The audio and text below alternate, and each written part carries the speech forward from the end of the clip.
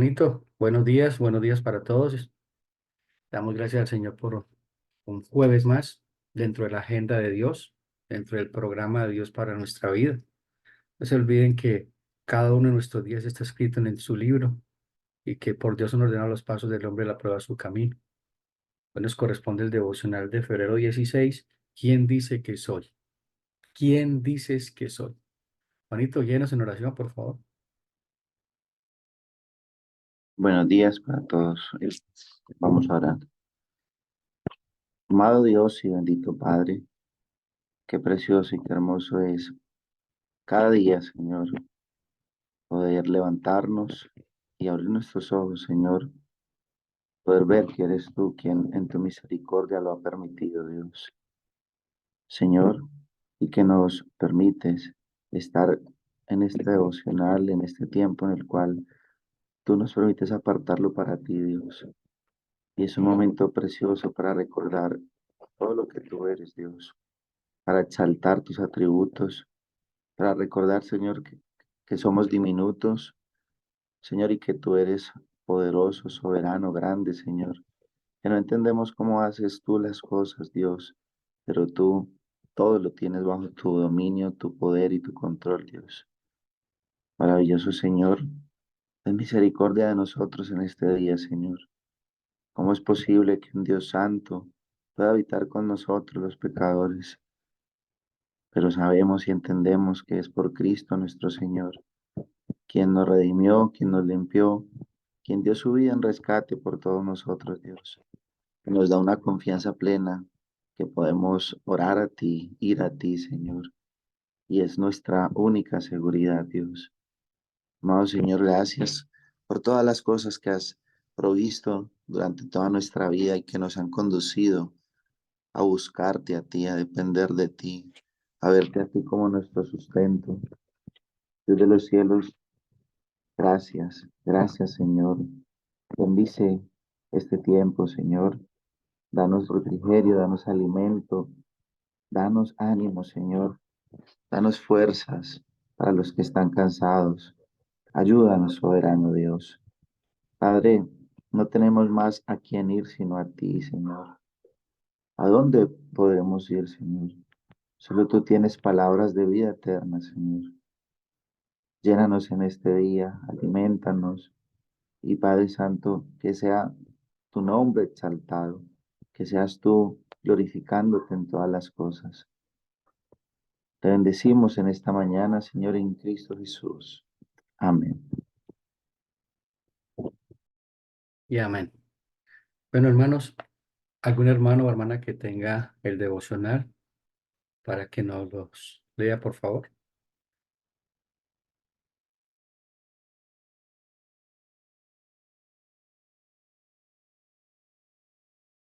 Dale, hermanita Jenny.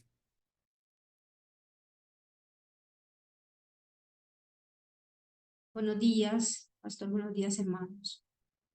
Febrero 16, ¿quién dices que soy? Simón Pedro respondió, tú eres el Cristo, el Hijo del Dios viviente. Entonces Jesús le dijo, bienaventurado eres, Simón, hijo de Jonás, porque esto no te lo reveló carne ni sangre, sino mi Padre que está en los cielos. Mateo 16, 16, 17. Cuando leemos los evangelios, se vuelve evidente que cuando la gente entraba en contacto con Jesús de Nazaret, en pocas ocasiones reaccionaban con una neutralidad adecuada. Sus palabras y acciones inspiraban un amor y devoción profundos, pero también temor y odio. ¿Qué podría explicar este rango de respuestas? En esta conversación, en el camino a Cesarea de Filipo, Pedro habló, como era a menudo el caso, en nombre de todos los discípulos cuando respondió, tú eres el Cristo. La palabra que utilizó para identificar a Jesús era Christus, que en griego significa Mesías o ungido. A lo largo del Antiguo Testamento, Dios había ungido a reyes, jueces y profetas, pero todos estos eran representantes y heraldos que apuntaban hacia el futuro Mesías. el Salvador, al mismísimo ungido de Dios. Por tanto, lo que Pedro declaró era especialmente notable. Él estaba diciéndole a Jesús, tú eres Él, tú eres de quien los profetas hablaron. Más sorprendente aún es la explicación de Jesús sobre la afirmación de Pedro. Él no llegó a esta conclusión por ser inteligente, ni por tener una avanzada capacidad de pensamiento crítico y lógico, ni porque un predicador inspirador se lo haya explicado con peras y manzanas. Esta declaración fue posible porque Dios, el Padre, de hecho, se lo reveló. La confesión de fe de Pedro, tal como la nuestra, nunca pudo haber surgido por fuerza propia. La fe es un don que recibimos. Este intercambio entre Pedro y Jesús es un ejemplo concreto de cómo el Espíritu Santo toma la palabra de Dios y la aplica a la mente y al corazón de una persona, de manera que le hace declarar que Jesús es el Mesías. Como Pedro, nuestra capacidad para declarar que Jesús es Señor y Mesías no es producida por nosotros, es don de Dios, no por obras, para que nadie se gloríe. Efesios 2, 8, 9. Si nuestra fe fuera resultado de nuestra propia capacidad intelectual, de nuestra inteligencia emocional o de nuestra bondad moral, podríamos poner nuestra confianza y podríamos gloriarnos en nosotros mismos. Sin embargo, en días buenos, esto nos vuelve orgullosos y en días malos nos deja frágiles. No, nuestra fe descansa por completo en el don de Dios, de manera que colocamos nuestra confianza en Él y podemos ser humildes en nuestros mejores días y tener confianza en los peores. Por tanto, regocíjate hoy con gratitud, porque Dios se deleita en transformar corazones y mentes por la verdad de su palabra, de manera que podamos unirnos con Pedro en afirmar, tú eres el Cristo. Para profundizar, Efesios 2, 1, 10.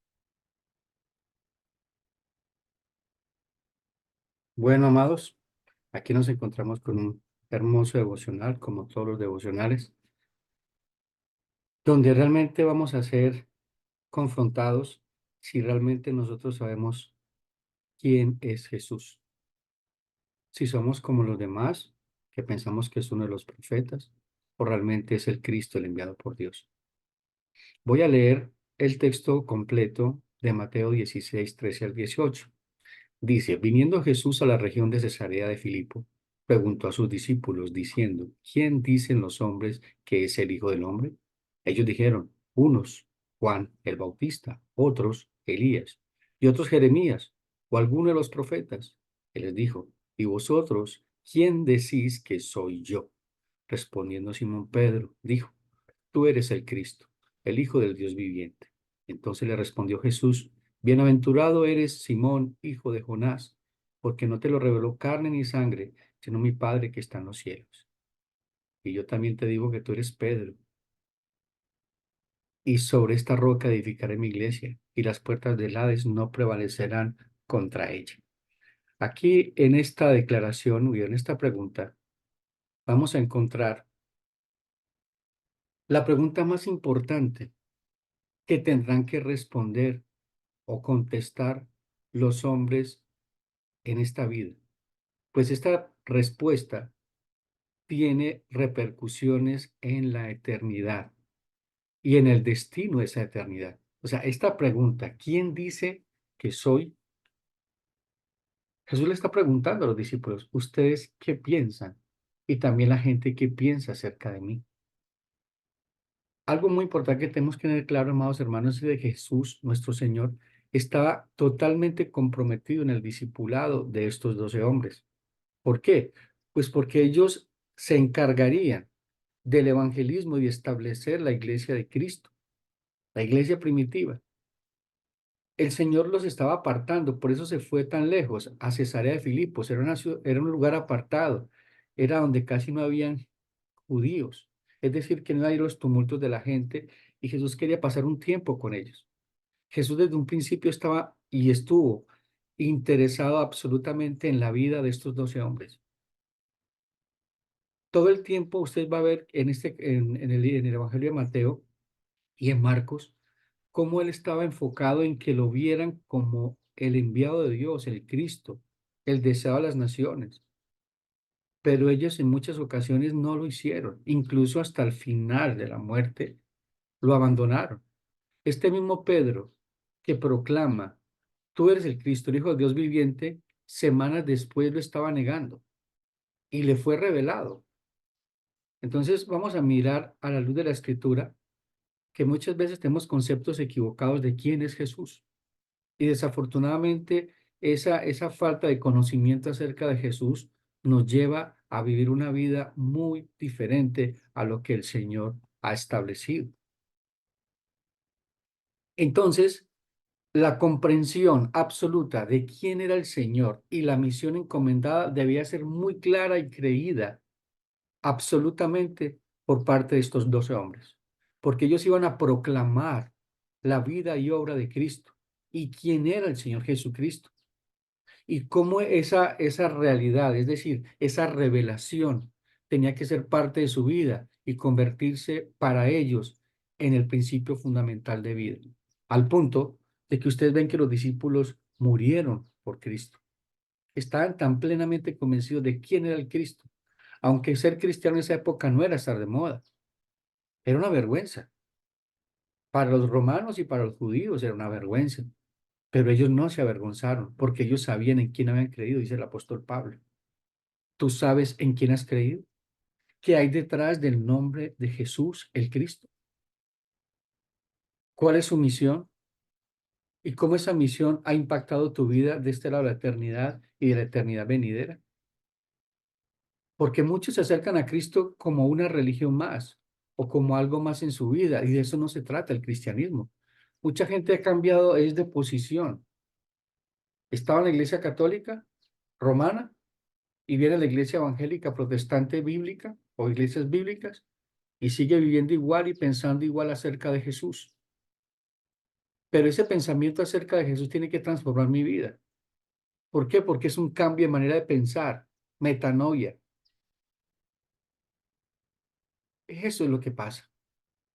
Tengo que ver a Jesús como debo verlo, como el Rey, como el Señor, como mi Salvador. Y al final del devocional se dan cuenta de un hombre que en ese momento Jesús no tenía humanamente nada que ofrecerle, pero vio a Jesús de la manera correcta. Tú tienes que ver a Cristo de la manera correcta en todas las áreas de tu vida, como tu príncipe de paz, como Dios fuerte, como consejero, como admirable, como aquel que puede cambiar tus circunstancias para su gloria, como aquel que está en control de cualquier tormenta, como aquel que puede sanar tu corazón y vendarlo, porque eres nuestro médico por excelencia. Él cambia corazones, Él sana, venda corazones, da libertad a los cautivos. Pero muchos vemos a Jesucristo como lo vieron los discípulos en esa época, muchos de los cristianos, perdón, muchos de los judíos. Pan, estaban buscando pan, buscando alimento, es decir, suplir una necesidad primaria, sabiendo que la necesidad fundamental era el alma, y debe ser el alma, y sigue siendo el alma. Buscad primero el reino de su justicia y las demás cosas os serán añadidas. Muchos llegan a la iglesia buscando de Jesús un milagro, buscando alimento, buscando trabajo. Y Dios usa esas cuerdas de amor. Hay muchos caminos para llegar a Cristo, pero un solo camino para llegar a Dios. Pero cuando nosotros nos enfocamos en Jesucristo, nuestro Señor, como un hacedor de milagros o como un aladino que me soluciona los problemas, estás buscando a Cristo por la manera equivocada y no sabes realmente quién es Cristo. Entonces, esa comprensión absoluta que ellos tenían y debían tener, es en lo cual Jesús estaba interesado, revelársele a sus vidas. Y esa revelación no era humana, era sobrenatural. Y eso es lo que vimos. La revelación de Dios para con nosotros es sobrenatural, no es natural. La fe es un don de Dios, el arrepentimiento es un don de Dios, la revelación es de Dios, no de los hombres. Y Él se revela a quien Él quiere. Él se revela a sus escogidos. Son muchos los llamados, pocos los escogidos. También dice, mis ovejas oyen mi voz y me siguen. Solo aquellos que son ovejas siguen a Jesús y ven a Cristo como tienen que verlo, como el Hijo de Dios, el Cristo, el enviado. Les voy a leer un texto que está en Romanos 8:34, que está escribiendo el apóstol Pablo después de 26 años de ministerio, donde ha sido perseguido, azotado, golpeado. Y este hombre tenía claro todo eso, que todo eso que estaba pasando en su vida y lo que ellos vivían, tenían un propósito: revelar a Cristo y mostrar a Cristo, a pesar de que todo les era contrario. Romanos 8:34 al 39 dice: ¿Quién es el que condenará? Cristo es el que murió, más aún, el que también resucitó, el que además está a la diestra de Dios, el que también intercede por nosotros. ¿Quién nos separará del amor de Cristo? ¿Tribulación, o angustia, o persecución, o hambre, o desnudez, o peligro, o espada? Como está escrito: por causa de ti somos muertos todo el tiempo. Somos contados como ovejas al matadero. Hago una pregunta. Todo esto que ustedes están escuchando, que está escribiendo el apóstol Pablo, ¿tiene algún sentido humano? ¿Cierto que no? Ellos sabían en qué habían creído y no lo estaban viendo, sino que era una realidad para su vida. Aunque Jesús físicamente no estaba con ellos, ellos estaban plenamente convencidos de que habían creído y que estaban dispuestos a morir por esa causa. Tú estás plenamente convencido y plenamente convencida de que Jesús es el Cristo, el que ha perdonado tus pecados, el que te ha sentado junto al Padre en lugares celestiales, el que cuando venga en su gloria te llevará a su reino. ¿Tú crees que Jesucristo puede hacer lo que tú no puedes hacer? Es decir, cambiar el corazón de tu hijo, de tu hija, de tu esposo. Es Dios, Él es Dios, Él es el Cristo, Él es el enviado de Dios para cumplir su plan y propósito en tu vida y en mi vida. Entonces perdemos de vista esto y luego dice el apóstol Pablo: antes en todas estas cosas somos más que vencedores por medio de aquel que nos amó, es decir, por medio de Cristo, por lo cual estoy seguro que ni la muerte, ni la vida, ni ángeles, ni principados, ni potestades, ni lo presente, ni lo porvenir, ni lo alto, ni lo profundo, ni ninguna cosa creada nos podrá separar del amor de Dios que es en Cristo Jesús, Señor nuestro. Punto importante: Cristo Jesús, Señor nuestro. Muchos ven a Jesús como el Salvador, salvarme de las deudas, de las preocupaciones, de una cantidad de cosas externas, pero no aceptamos el señorío del Señor. No lo vemos como rey, y Él es rey. Y no se olvide que Jesús cumple tres funciones que había en el Antiguo Testamento: rey, profeta. Él también es profeta, también fue profeta, eres rey y también es sacerdote, sumo sacerdote. Eres el que intercede por ti y por mí todos los días delante del Padre. Esa es la misión de Cristo en este momento en el cielo: llevar delante de Dios tus peticiones, representarte, representarnos a todos y cada uno de nosotros delante del Padre. Eres mi representante, porque eso es lo que hace un sacerdote en el Antiguo Testamento: representar al pueblo delante de Dios. Él es el Cristo. En Él estamos completos. Él es suficiente, absolutamente suficiente.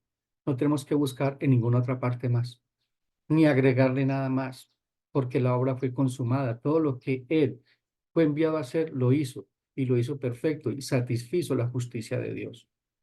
Entonces, con el correr del tiempo, y en cada acontecimiento que rodeaba el ministerio del Señor Jesucristo, los discípulos vieron el despliegue de poder. ¿De quién? De Jesús sobre los demonios. Tenía autoridad para sanar, para resucitar, autoridad para predicar el evangelio. Se asombraban de la autoridad que tenía. Tenía dominio sobre las tormentas, sobre el mundo natural y el nuevo mundo sobrenatural.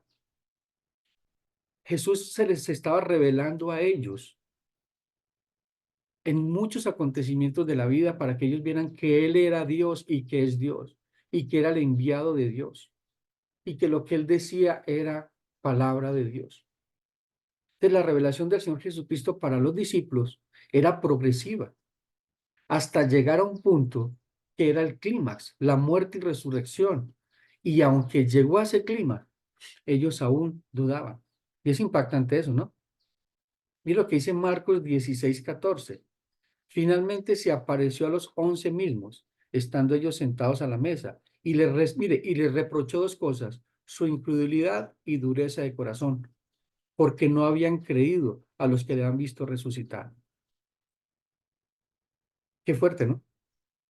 Estuvo con ellos 3 años, señales, prodigios, escucharon la palabra del Señor, pero ¿por qué eso no pasaba? Porque aún el Espíritu Santo no les había revelado quién era el Mesías.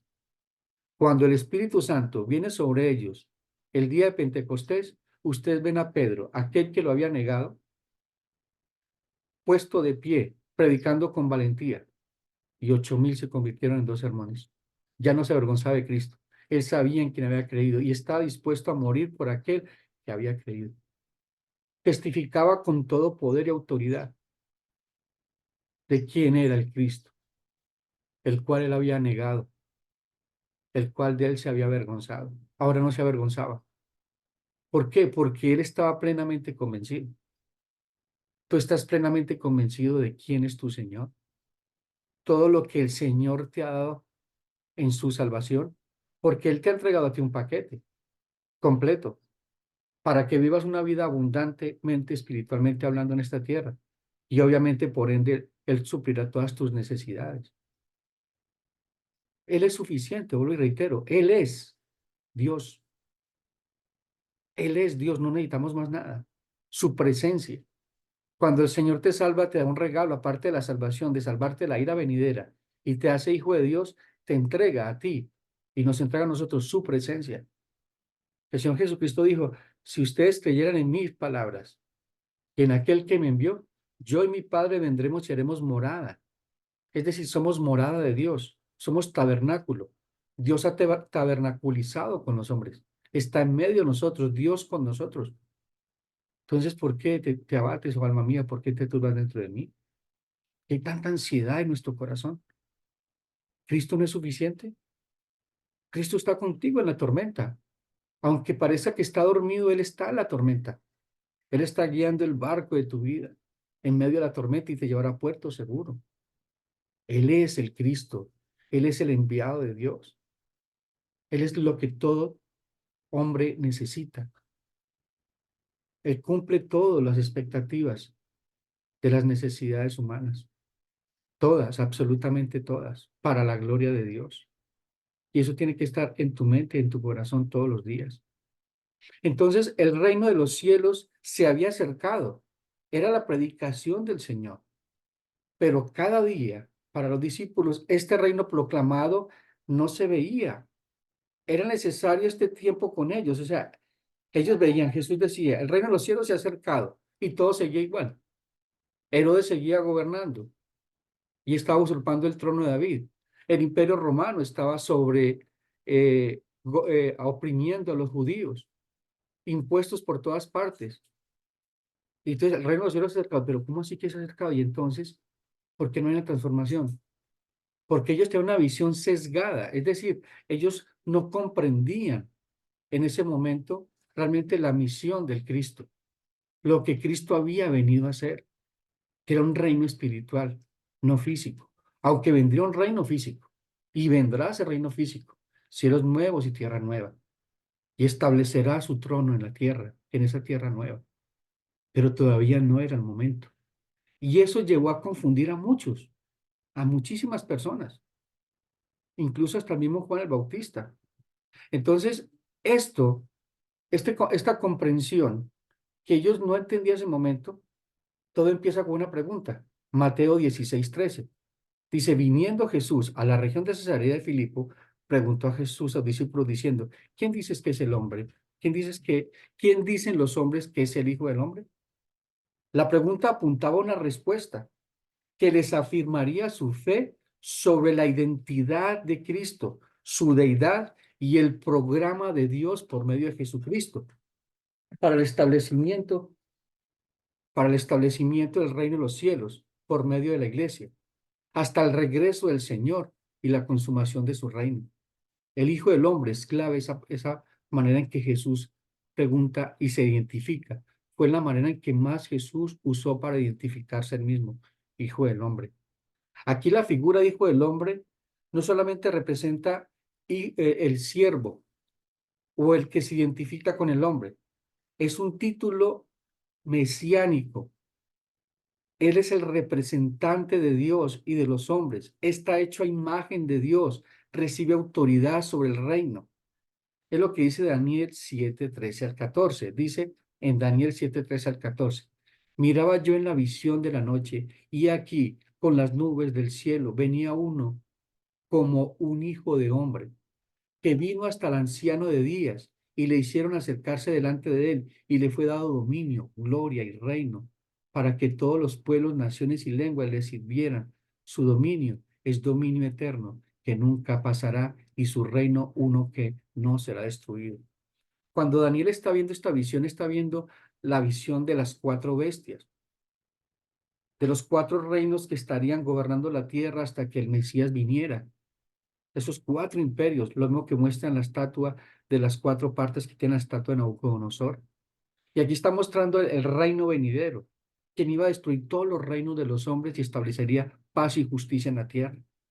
Entonces, lo primero que hace el Señor Jesucristo con la pregunta es establecer una línea de revelación del cumplimiento del plan de Dios desde el Antiguo Testamento, desde el pasado, desde la eternidad.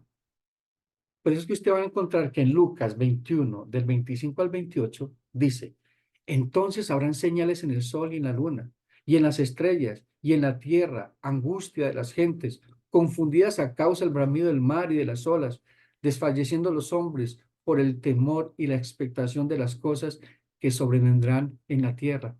Porque las potencias de los cielos serán conmovidas. Y escuchen esto: y entonces verán el Hijo del Hombre, que vendrá en una nube con poder y con gran gloria. Lo mismo que está hablando Daniel. Cuando estas cosas comiencen a suceder, y escuchen esto: erguíos y levantaos vuestras cabezas, porque vuestra redención está cerca. Ese Cristo, el Señor, ese hombre que murió indefenso en una cruz, aquel que fue enviado por Dios, que muchos no lo vieron como el Hijo de Dios y mataron al Hijo de Dios. Verán todo esto. El mundo está rechazando a Cristo porque quieren de Cristo lo que no es Cristo. Pero Él regresará. Él regresará. Entonces, ahora responden la pregunta a ellos. Ellos dijeron, unos Juan el Bautista, otros Elías, otros Jeremías o algunos de los profetas. La gente tenía un alto concepto acerca de quién era el Señor. Mire que era un alto concepto, pero ninguno era el correcto. Así hay mucha gente en las iglesias y muchas denominaciones proclamando un Cristo que no es el de la Biblia. En muchos proclaman el Cristo sanador, que hace todo posible, que te lleva a tener plata, casa y carro y beca, que te ayuda en todas tus necesidades, pero no demanda de ti nada. Hay una cantidad de conceptos equivocados, pero no pueden reconocer realmente quién es Él. Mire que vamos a encontrar otro hombre en la Biblia que le pasó lo mismo. En Juan capítulo 3 vamos a encontrar a Nicodemo, un principal de la sinagoga, un maestro. Era un hombre que conocía las escrituras y era importante. Dice, había un hombre de los fariseos llamado Nicodemo, un principal entre los judíos. Este vino a Jesús de noche y le dijo: Rabí, sabemos que has venido de parte de Dios. Mira lo que dice: sabemos que has venido de parte de Dios como maestro, porque nadie puede hacer estas señales que tú haces si no está Dios con él. Respondió Jesús y le dijo: de cierto te digo, que el que no naciere de nuevo no puede el reino de Dios. O sea, ¿cómo lo estaba viendo? ¿Qué es lo que pensaba Nicodemo de Jesús? Que hacía señales, que era un maestro, pero no era el Cristo, aquel que le podía llevar al reino de los cielos. Y así como Nicodemo estaba la gran mayoría de los habitantes de Israel, incluidos sus discípulos.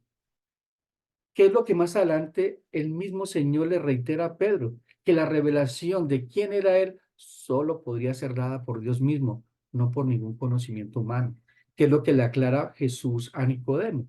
En el versículo 6 y 8 dice: lo que es nacido de la carne, carne es, y lo que es nacido del Espíritu, Espíritu es. No te maravilles de lo que te dije, os es necesario nacer de nuevo. El viento sopla de donde quiere y oye su sonido, mas ni sabes de dónde viene ni a dónde va. Así es todo aquel que es nacido del Espíritu. Era un nacimiento espiritual. Y eso es lo que ha pasado en tu vida y en mi vida.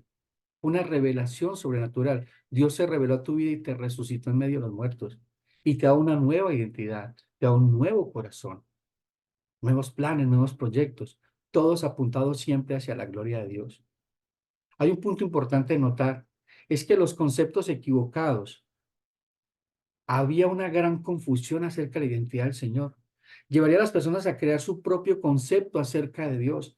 Hay mucha gente en el mundo que tiene su propio concepto acerca de Dios, acerca de Cristo. ¿Es de acuerdo a quién? A sus necesidades. Tú no puedes ver a Cristo de acuerdo a tus necesidades, sino de acuerdo a quién es Él. Israel tenía un conocimiento parcial de la revelación. Creían en un Mesías libertador, como les dije ahora, que los salvaría de la opresión del Imperio Romano y que se sentaría en el trono de David. El mismo Juan el Bautista. Mire, Juan el Bautista, que lo bautizó en Lucas capítulo 7, 18 al 23, dice esto.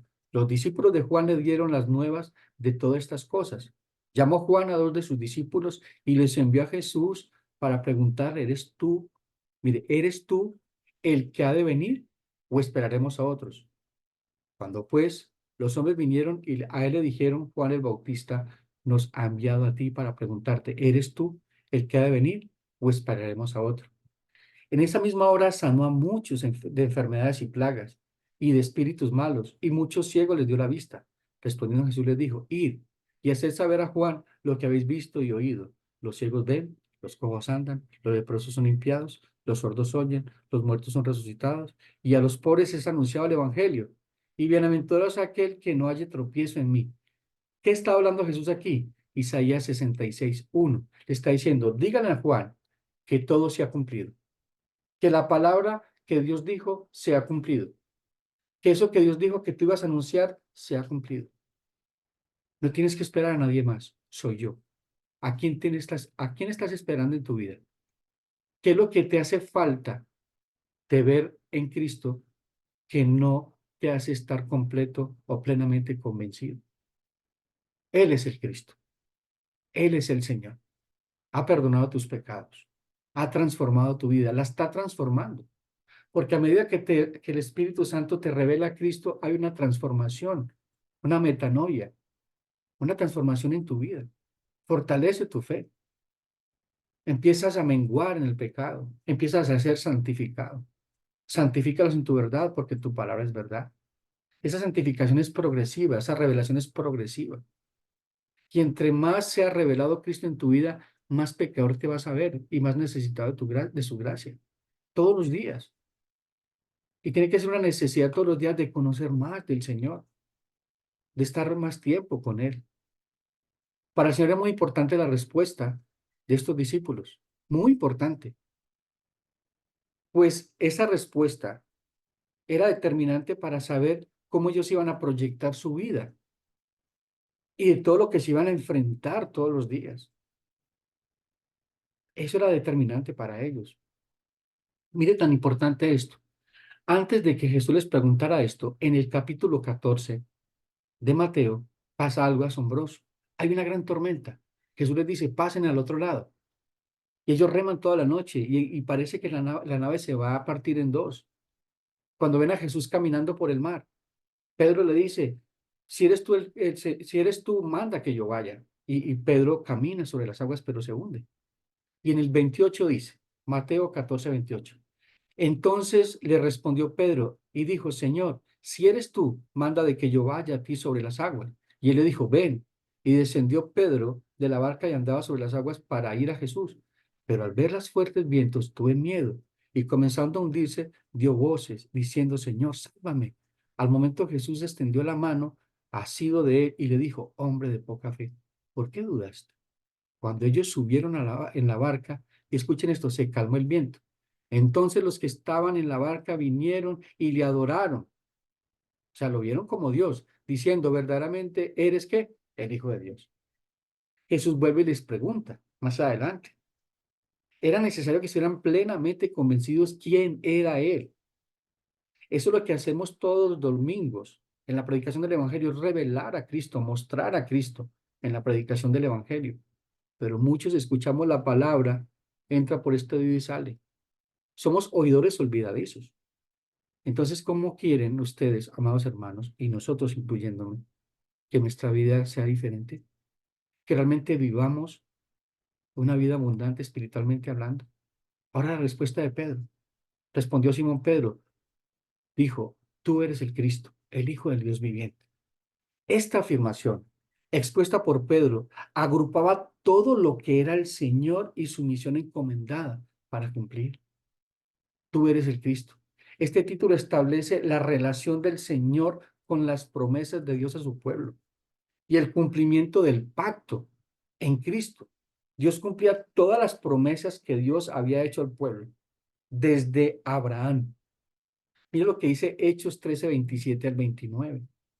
Porque los habitantes de Jerusalén y sus gobernantes no conocido, perdón, leo de nuevo, porque los habitantes de Jerusalén y sus gobernantes, no conociendo a Jesús, ni las palabras de los profetas que se leen todos los días de reposo, las cumplieron al condenarle y sin hallar en él causa digna de muerte, pidieron a Pilato que se le matase. Y habiendo cumplido todas las cosas que de él estaban escritas, quitándolo del madero, lo pusieron en el sepulcro. Aquí Pablo está predicando el evangelio y está mostrando quién era el Cristo. Era la revelación de todo lo que Dios había dicho. También se relaciona a Cristo con el Rey Salvador, que Dios enviaría para libertar a los oprimidos y establecer un reino de paz. Es lo que dice Isaías 9, 6 al 7. Porque un niño nos es nacido, hijo nos es dado, y el principado sobre su hombro, y se llamará su nombre admirable, consejero, Dios fuerte, Padre eterno, príncipe de paz. Lo dilatado de su imperio y la paz no tendrá límites sobre el trono de David y sobre su reino, disponiéndolo y afirmándolo en juicio y en justicia desde ahora y para siempre. El celo de Jehová de los ejércitos hará todo esto. Entonces, el entendimiento de esta revelación estaba velado para los principales de Israel. No les había sido dado ese regalo, ese don de Dios. Es por eso que a Jesús lo mataron. Porque si Israel ve a Jesús como tenía que verlo, no lo sacrifican y tú y yo no fuéramos salvos. Pero Dios en la dureza del corazón de este pueblo, dentro de esa maldad, usó esa situación para que se cumpliera el propósito. Dios es soberano. Los hombres son responsables. Israel era responsable de la muerte de Jesús. El entendimiento velado de esto, y mira lo que dice Marcos 14, 61 al 62. Mas él callaba y nada respondía. Y el sumo sacerdote volvió a preguntar. Aquí está Jesús en el Sanedrín siendo juzgado. Mas Jesús callaba y nada respondía. Y el sumo sacerdote le preguntaba y le dijo, ¿eres tú el Cristo? El Hijo del bendito, es decir, el Hijo de Dios. Jesús le dijo, yo soy. Y mira lo que dice, y veréis al Hijo del Hombre sentado a la diestra del poder de Dios y viniendo en las nubes del cielo. Rasga las vestiduras, blasfemia ha dicho, y condenan a Jesús a muerte. Entonces, ahora respuesta a Jesús. Entonces Jesús respondió, bienaventurado eres Simón, hijo de Jonás, porque no te lo reveló carne ni sangre, sino mi Padre que está en los cielos. El Señor inicia aquí esta respuesta con una bendición, una doble bendición. Bienaventurado, eres muy bendecido al recibir esta revelación. Hermanos, tú y yo somos muy bendecidos al recibir esta revelación. Muy bendecidos por Dios, de que Dios se ha revelado a tu vida. Le ha quitado ese velo que teníamos y podemos ver a cara descubierta al Dios eterno por medio de Jesucristo. Y todo lo que Él es viene a ser parte de tu vida. Somos parte de la naturaleza divina, somos parte del cuerpo de Cristo. No veamos a Cristo como una religión, veamos a Cristo como una relación, como una persona, como Cristo es, no como lo que crees tú de Cristo. Porque casi siempre vemos a Cristo de acuerdo a nuestras necesidades y adoramos a Dios de acuerdo a nuestras necesidades. No, nosotros adoramos a Dios porque Él es Dios, porque Jesucristo es Dios. Y en Él estamos completos, reitero de nuevo, para que no busquemos en otras partes, en otros lugares. En Él lo tenemos todo, Él es todo. Lo aprendimos a la luz de la Escritura por medio de nuestro hermano Alejandro ayer. El día de la expiación ha llegado a tu vida. Jesús era el sacrificio perfecto. Jesús es el sacerdote perfecto. Jesús es la revelación perfecta de Dios y eso tiene que asombrarnos todos los días y llevarnos a comprender la realidad de nuestra necesidad de Dios todos los días. Esta revelación que recibe Pedro está a la sombra de la cruz de Cristo y todas las implicaciones que tendría en ese siglo y en el siglo venidero. Esta revelación que da como resultado la salvación a todo aquel que cree debe llenarnos de gozo y de gran esperanza en cada momento de nuestra vida, porque detrás de esta revelación está Dios mismo con su plan perfecto que se cumplió y que se cumplirá hasta el último momento. Todo esto es un don de Dios, es un regalo. Así como el Señor prometió que el Mesías vendría en el tiempo establecido, así regresará. Mis amados, así regresará. Y ya para terminar, mis amados hermanos, voy a mostrarles algo que solamente está en el Evangelio de Lucas. Si Lucas no escribe eso, los dos ladrones hubieran terminado en el infierno. Jesús está muriendo en una cruz en medio de ladrones. Muchos dicen que uno se llamaba Dimas y el otro se llama Gestas. Que Gestas le dice, si tú eres el Hijo de Dios, sálvate y sálvanos. Dimas, supuestamente que se llamaba Dimas, no sabemos, eso no está en la Biblia. Pero dice que este hombre mira al otro que está muriendo en la cruz y le dice, ni aun estando en la misma condición, ¿temes a Dios? Nosotros somos culpables, Él es inocente. Mira a Jesús, ¿qué le podía ofrecer Jesús en ese momento? Humanamente hablando, nada. Este hombre no necesitaba en ese momento nada humanamente hablando. Estaba asumiendo las culpas. El juicio que estaba sobre él lo estaba asumiendo. Soy culpable. Él es inocente. Y mira lo que le dice. Señor, Adonai, Rey, acuérdate de mí cuando qué, vengas en tu reino. Mire cómo vio a Jesús. En la manera que estaba muriendo Jesús le mostró quién era. Todo lo que Jesús vivió en ese momento en la cruz le mostró quién era.